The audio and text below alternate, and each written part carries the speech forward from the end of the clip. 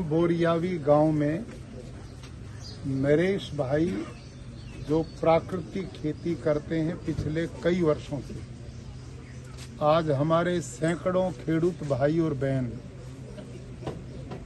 इस खेत में आए और प्राकृतिक खेती की ट्रेनिंग प्रैक्टिकल हमने की और बनाना सिखाया। जीवामृत कैसे बनता, घन जीवामृत कैसे बनता, और पूरे खेत का हम सब ने भ्रमण किया।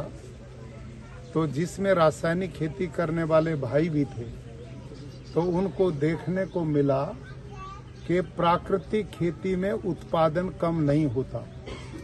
नरेश भाई जो प्राकृतिक खेती यहाँ कर रहे हैं, उनसे मैंने पूछा है कि आप प्रतिवर्ष 1 एकड़ में कितना बचाते हो? तो उन्होंने कहा मैं 2.5 से 3 लाख रुपया प्रति एकड़ बचत करता हूँ, क्योंकि प्राकृतिक खेती में खर्चा नहीं है।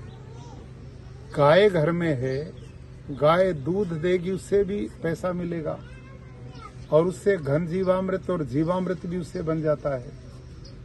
तो ये खेती बिना खर्चे की है और धरती का ऑर्गेनिक कार्बन हर साल बढ़ाती है, जबकि रासायनिक खेती से हर साल ऑर्गेनिक कार्बन घटता है। जमीन बंजर होती है, पत्थर हो गई, पानी नहीं पीती है। जबकि प्राकृतिक खेती में कितनी भी वर्षा हो जाए, सारा जल भूमि में समा जाता है, क्योंकि इस धरती में अळसिया, केचुआ, अर्थवर्म बहुत काम करता है।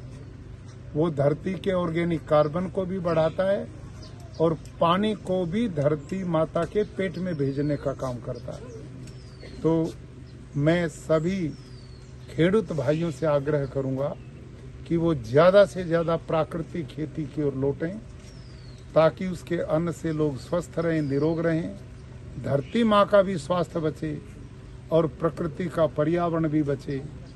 जल भी इसमें 50% कम खर्च होता है, तो सब जगह लाभ ही लाभ है। इस समय भारत के माननीय प्रधानमंत्री श्रीमान नरेंद्र मोदी जी ने प्राकृतिक खेती को राष्ट्रीय प्राकृतिक कृषि मिशन बना दिया है।